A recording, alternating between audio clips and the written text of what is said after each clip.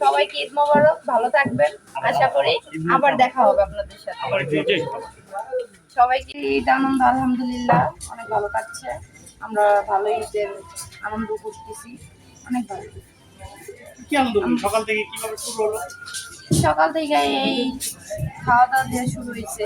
সিমাই রান্না করছে, খিচুড়ি রান্না করছে, মা মুরগি মাংস বোনা করছে। আবার বিকালবেলা এই ঝুমুর কাকে আমাদের গরুর মাংস দিচ্ছে, ওইটাও রান্না হচ্ছে।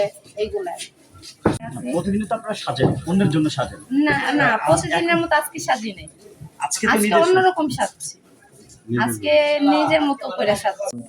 বছরকার একটা দিন, 12 মাসে এক বছর, 12 মাস পরে একটা বছর আসে, তার জন্য আমরা এরকম সাজছি।